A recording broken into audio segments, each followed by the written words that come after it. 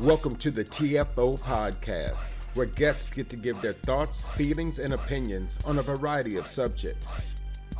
This podcast is hosted by your very own Stacy Cook, and as always, sponsored by Fool's Guide Life Coaching. Follow me on all social media platforms. So give it up for our guest today. Yeah. You're probably a little hard on yourself, but I would say this. I'm in honesty. I know a lot of people that were born with talent. Yeah. But if you don't add skill to that, you will just be a very talented person, and you can get very far with talent, but you'll never get to be the person you want to be if you don't have skill. Knowing what you know now, 40-some-odd-year-old Juan gets to go back to 20. Do you make the same decisions when that job comes up? I think we all know, it depends. If you look at it, the butterfly effect, you wouldn't want to not have your kids, right? Right. And that's the thing. Yeah. I mean, I know that the journey that I was on set me to meet my wife and to have my children. And I definitely am, at 49 years old, at peace with the mistakes I made. But there's no doubt, it's like, that's what makes it so impressive when you meet a super talented musician in their 20s, or comedian, or pro wrestler. You're like, I was an idiot when I was 25. How do you have the maturity and discipline? Because it's rare. The talent's rare. Yep. The people that even know what their dream is. Because we've probably met more than half the people in the world don't even know what their calling was, right? At least we knew.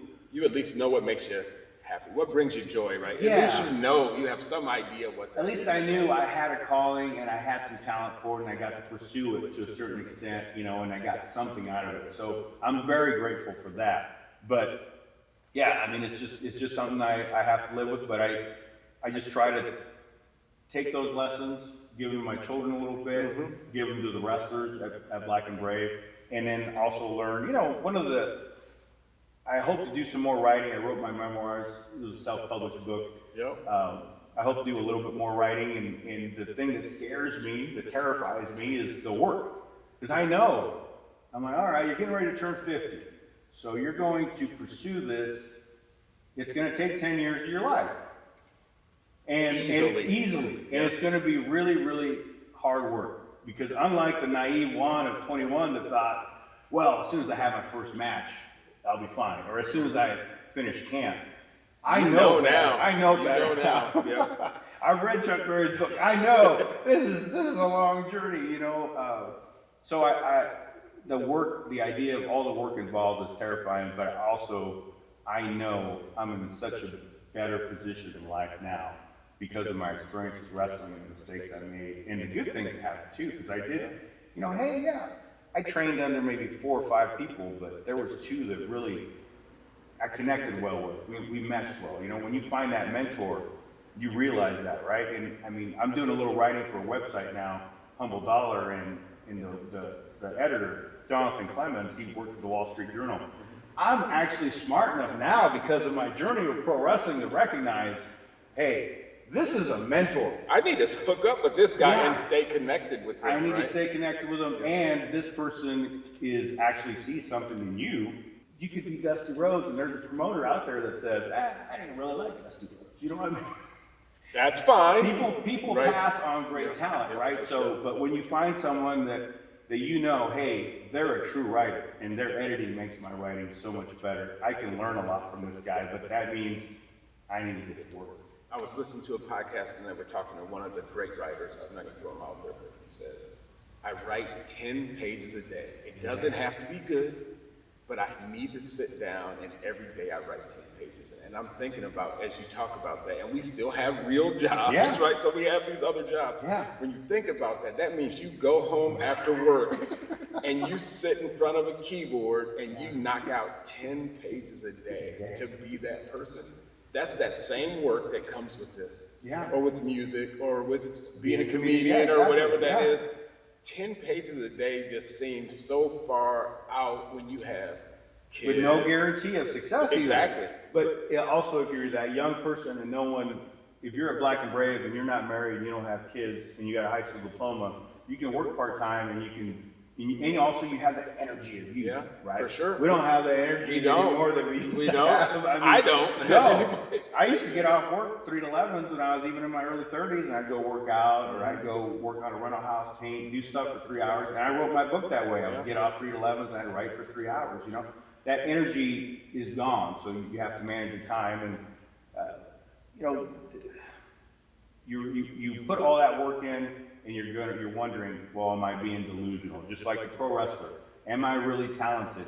I found out it took Black and Brave for me to realize, oh man, I guess I have some talent. For me, I started off in music, and I found out I'm pretty talented. And you get on like Star Search like we were, and you get a 4-star perfect score, and you're like, okay, nationally I'm pretty talented, right? So people see that. I wrote a book, got really good reviews, and I'm like, people like that as well. I come to work, I do my job, I do well, right? And you and I are in the same boat in that respect. Now that you're not delusional, because you're not now. I mean, you did wrestling, and you were very popular. I mean, come on. I mean, like, don't shortchange yourself. You did some really good things, right? So you know you can do this. I think that could spur you on from a writing standpoint to say, you talked about the writing that you're doing now, and that's being well received. You're not delusional. No. It's just, can you put the 10 pages to it? You're like, hey, if this editor who worked for the Wall Street Journal is asking you, hey, when's your next article?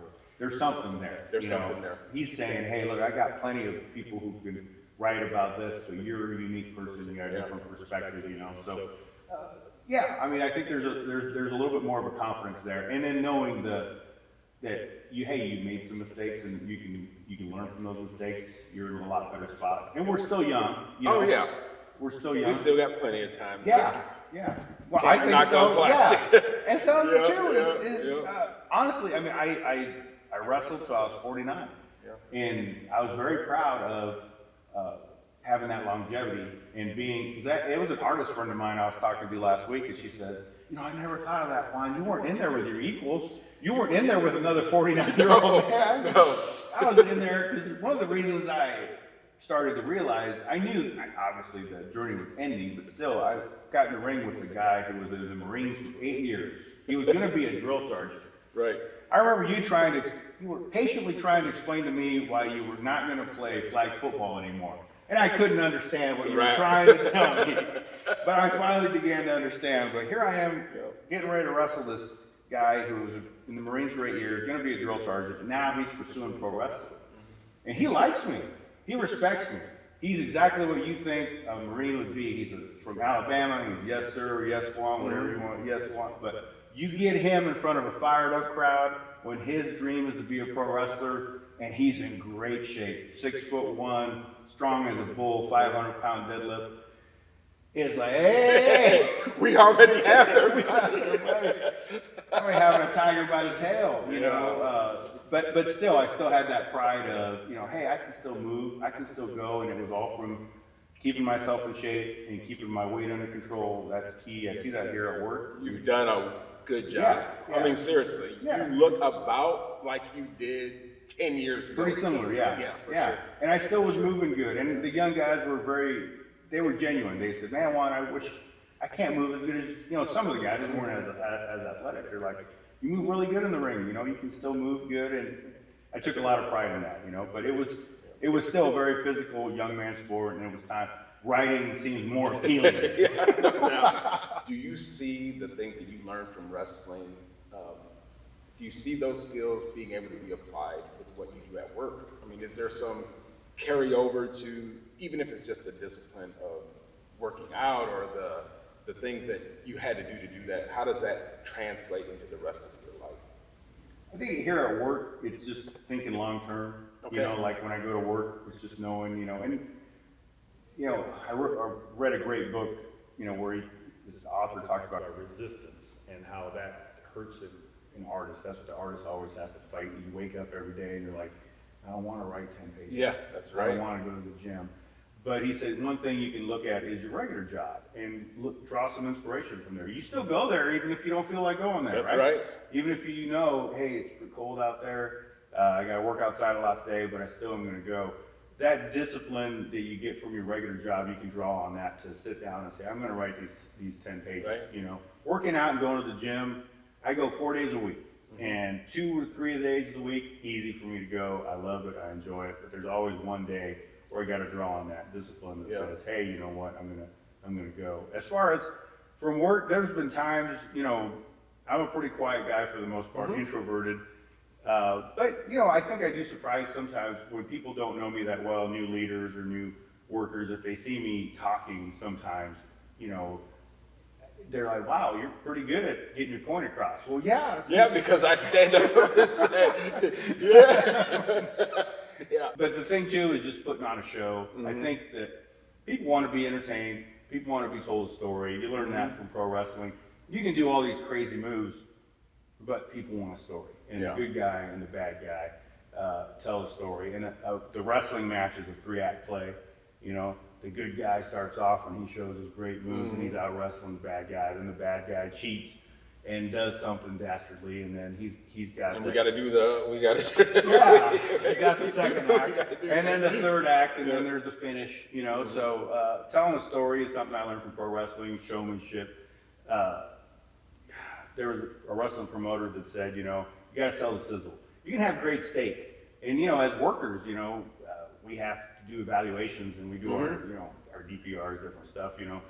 You can be great steak, like, hey, I'm good steak, I got all these skills and all that. Well, you got to sell the sizzle sometimes. That's right. You got to have that, and I learned that from pro wrestling. So, yeah, I think there's some things I picked up from pro wrestling, and also with the writing. And just our job is a good job. It's a good paying job. We do fine. We get treated well. Yep. But it can be mundane. It definitely can. Mine is a little bit more Yours is eclectic more. today, Yes. but I spend a lot of time doing exactly the same thing over and over. And so I love the circus of professional wrestling, and that appealed to me, and being around interesting people and interesting situations. And the guys who really succeeded in pro wrestling, they could never work at a bank.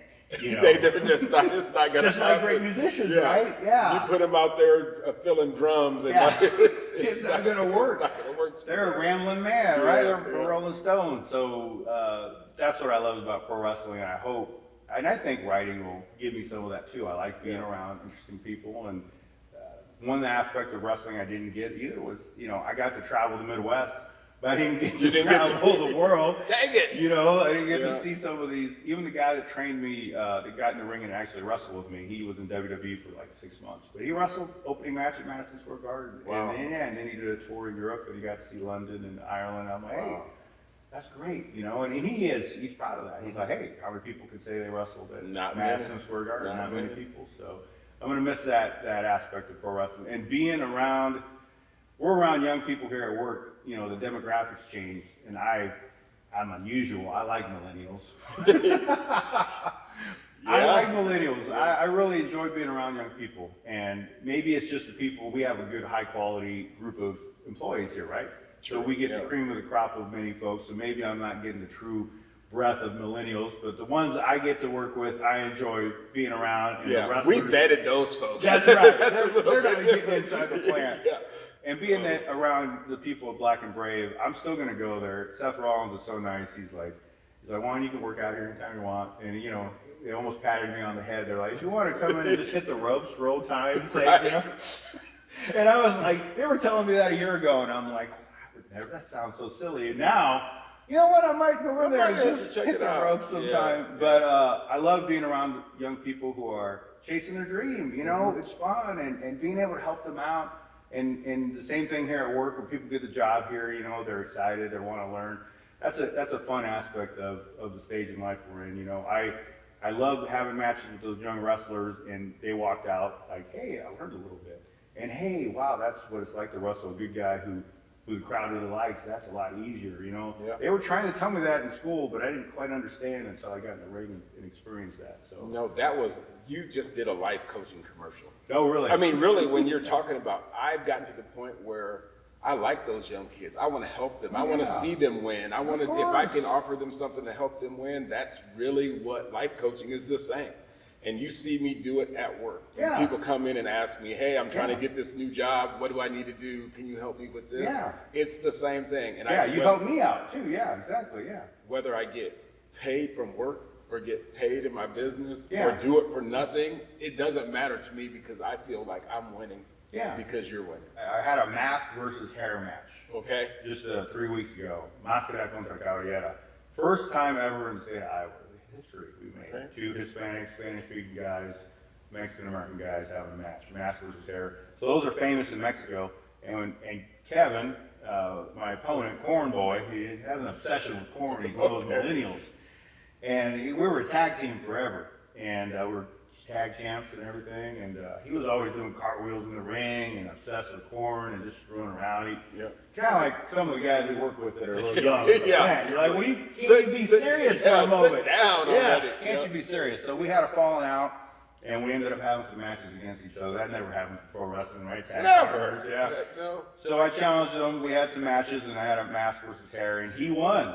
And he defeated me. And I took off my mask and handed it to him. That's the tradition of Lucha Libre. And then I announced my identity as Juan and I. And he's like, "How'd you feel?" You know, I said, "I never asked you." We talked about the match and how things went. My sister was in the audience and my kids, and I was very grateful for that. My nephews. It was real emotional for them because they had seen me wrestle their whole lives. Right. You know, even my 18-year-old and 21-year-old nephew, his whole life, TFO was a wrestler. So it was a cool moment. And Kevin's like, "Well, how'd you feel?" I was like, "Grateful." I just felt grateful. Like I got to 49, and I had Crazy. that match, and it was a good match. Yeah. And we told a great story, and we entertained the fans, and we filled that place up, and my knees feel good, my elbows feel good, my neck feel good. How can I take all that punishment and I ended up with my health still? So I was just grateful.